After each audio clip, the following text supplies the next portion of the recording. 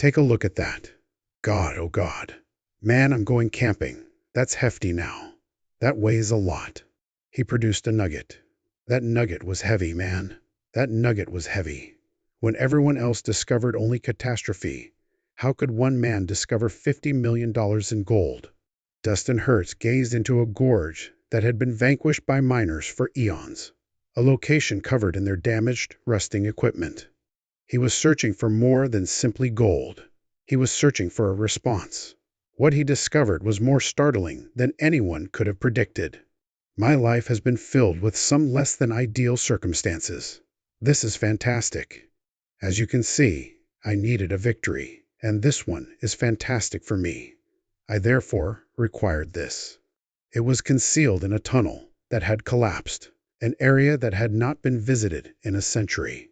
It also demonstrates that sometimes the biggest risks are necessary to protect the greatest riches.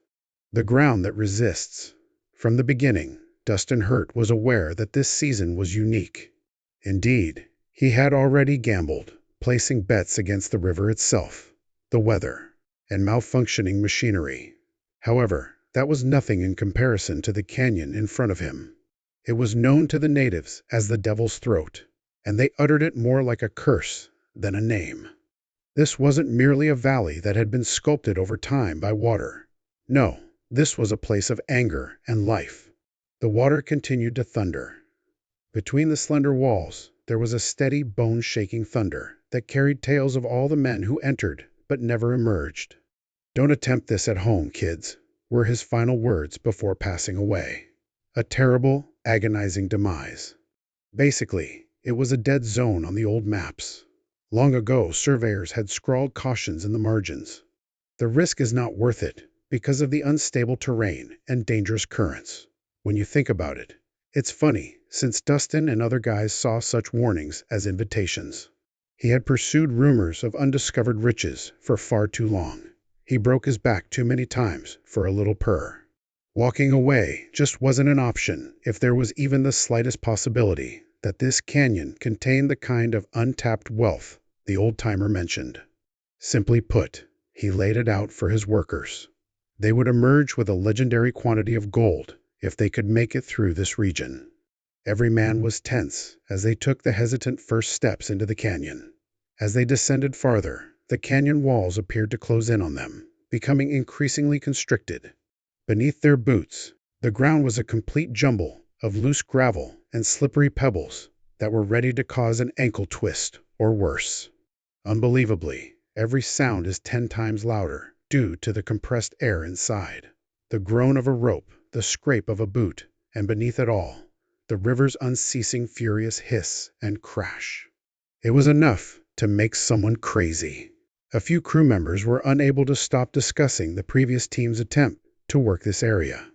They had barely lasted a few weeks, but they had brought in big machinery, including enormous dredges. Their devices were now twisted hunks of rusty metal along the riverside, and what remained of their camp had been sucked up by a flash flood. Just now, it came up. "Didn't the date, dude? Now let's examine the witch. The witch is submerged, hey." That witch was completely dry when we arrived.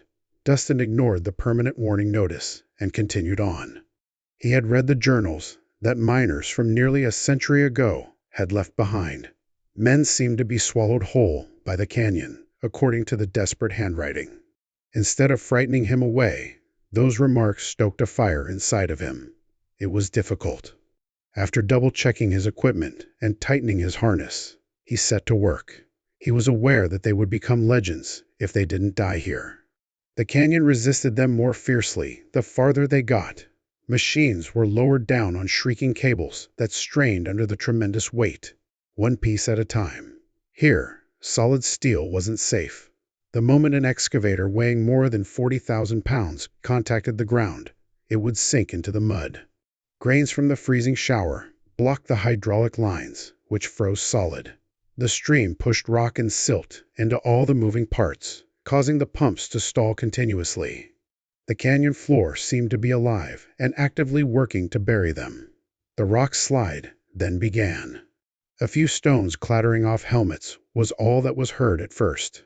Soon, however, whole rock and gravel sheets started abruptly tearing off the canyon sides. To somewhat slow down the water in the rear, the rocks must be removed. We arrange them so that they form a sort of pool in the back. Tons of rock would crash down, forcing the men to disperse, dropping their equipment and fleeing for safety. Dustin's pulse was racing every time he performed a head count, anticipating the worst. And each time, they just managed to escape with everyone intact. The moment that almost destroyed them appeared out of nowhere. A man's arm-thick primary winch cable broke. The sound reverberated down the canyon like a cannon fire. The dredge swung violently, easily the size of a small home. For what seemed like a lifetime, a huge metal fist was directed at the team. Everybody froze. The machine slammed into the canyon wall and hung there shaking, missing them by inches. The men's faces were white as they gazed at Dustin, anticipating that he would finally end everything. But he was not a man to back down. Anyone else would have declared the season a failure due to the depletion of resources and technical malfunctions. Dustin had a different perspective. He assembled the weary team and made an absolutely bizarre announcement. The 2,000 ounces they came for weren't enough. He intended to increase the target to 3,500 O. The males were silent and just gazed. It was a desperate move, or perhaps a brilliant one. This canyon was no longer only a test. It was a conflict. Unresolved matters. Dustin's thoughts were elsewhere, even as the group struggled to comprehend the new, unachievable objective. He sensed it in his stomach. Beneath the thundering river were hidden areas, secrets that the water concealed. Even if it meant taking a very dangerous risk, he had to discover what was down there. He summoned equipment the crew had never utilized in such difficult conditions without saying much. Sonar drones that can be submerged. These toys weren't your typical ones. These expensive machines, which might cost up to $50,000 each, were designed for deep-sea mapping and cave rescue. It seemed foolish to lower them into the raging current. It appeared as though the drones would be torn to pieces by the extreme battering and flinging. Dustin, however, forced them farther. Like a ghost emerging from the mist, his gaze was fixed on the hazy pictures that were slowly flickering onto the screens. Gold down. I've been skunked before, but I'm not sure how that couldn't be gold down there. That's the way it is. Right now, this is the biggest freaking chance I've ever taken. The floor of the canyon started to take shape. Then it took place. The squad felt a wave of shock. A vacuum was seen by the sonar. A huge dark patch under the riverbank. It was a branch of the main canal that had collapsed. A tunnel that no one was aware of. Take this. It wasn't merely a blank room. Beneath the debris, the scans revealed dense clusters. Shadowy forms that have only one possible meaning. Tons of stone and water have walled off mineral-rich rock. For a natural cave, the shape was completely inappropriate. It was too exact, too straight. This had been dug by someone. This place had been visited before. Dustin took out the ancient weather-stained diaries right away. Deep beneath the canyon, the chapters described an impossibly difficult gold drift. I need to get paid well in gold. A thorough cleansing would be beneficial to all of us. Everyone had written it off as a fiction for decades. A desperate tale from an unsuccessful young person. Too deep, too scary, too implausible.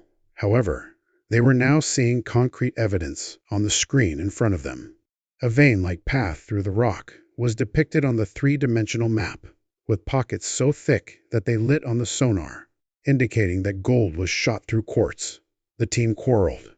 Some people believed it was fatal to attempt to unearth a tunnel that was buried beneath a surging torrent. Others simply gazed at the map, their eyes wide as they finally caught a glimpse of what Dustin had seen. A fortune that could change their entire life course. He made a straightforward choice that ended the argument. They had decided to stop searching the water for small gold flakes. That tunnel was scheduled to be opened.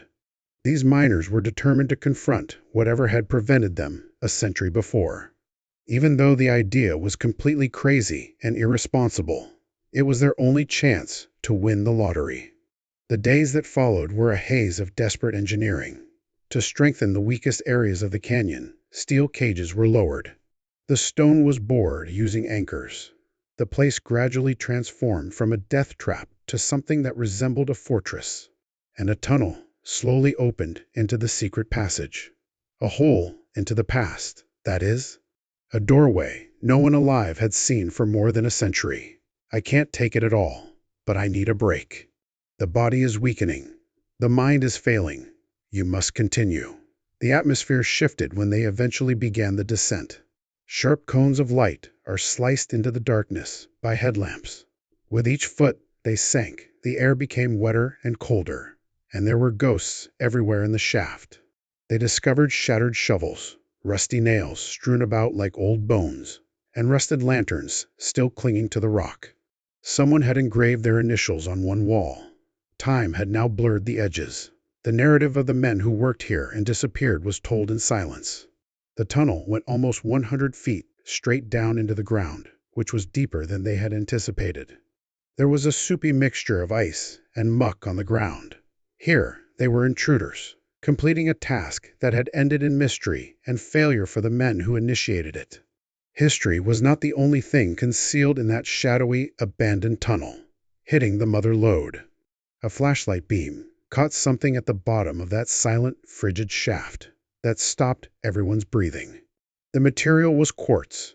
It had sparkling, bright white veins that were stark against the black stone. It appeared to be a layer of frost at first, but as the light changed, it took place. Gold flecks shone back at them. It was such a beautiful sight that it kept them still. This dust was not tiny. This was gold that was apparent. There were real flakes sparkling in the granite that you could see with your own eyes. Here, this is a cause for joy. This is the nicest day I've had here so far. I'm at last hopeful. One of the crew's geologists fell to his knees, speaking in a cracked voice. It was a bonanza. Prospectors become monarchs because of this kind of epic discovery. The magic was broken by those words. Made out of whatever equipment they could bring down, a makeshift cell was pulled into the tunnel. While kneeling in cold black water, the men labored frantically, manually putting rock and dirt into the machine. Like smoke, their breath hung in the chilly air. It had a crazy rhythm. Shovel, dump, rinse, and do it again. The golden light that shimmered in those walls was the driving force behind every single guy. They just bled together for hours. The first cleanup tray was then raised. It was heavy, and the black sand was pouring wet. And there was the gold, nestled at the bottom like fire against the black steel. In one pass, 52.0. At current pricing, that amounts to around $100,000, extracted from the earth with less than a day's labor. The team exploded. Their cries were so loud that the tunnel seemed to be trembling. This was it after all the peril, the misplaced gear, and the near catastrophes. This demonstrated that the canyon was more than just a bad luck charm. It was wealthier than any of them had ever dreamed, and it was genuine. Pure adrenaline replaced exhaustion. As they continued, they fed the cell more and more rock, and each pan emerged heavier than the one before it. A minimum of 1 ounce of nugget. Holy! A minimum of 1 ounce of nugget. The group operated that makeshift operation non-stop for 3 unrelenting days. The figures were astounding when the gold was finally counted, more over 2,000 ounces. They extracted around $4 million worth of gold from just one location in less than 72 hours. A miracle occurred. The canyon wasn't finished with them, though. One by one, the generators failed, sputtering into quiet. Rather than giving up, they made do by employing manually operated pumps to maintain the water flow. It kept the sloughs alive, but it was hard, back-breaking labor. Dustin requested more sonar scans on the 4th day. He needed to know what they were standing on if they were going to hit this much gold so quickly. The outcomes were so astounding that they hardly seemed genuine. A few feet into the shaft was not where the quartz vein ended. It was elongated. Under the canyon floor, the scans showed a bright gold artery that extended more than a mile. A single, unbroken river of treasure that has been frozen in stone. The impossible was confirmed by core drilling. Each sample yielded a large amount of pure gold. Geologists calculated that the vein was worth at least $50 million. This one discovery might rank among the most valuable in Alaska's recent history. Was the canyon the last to chuckle when they discovered the gold? Tell us in the comments if this amazing luck was a blessing or a curse of some sort. Please like and subscribe.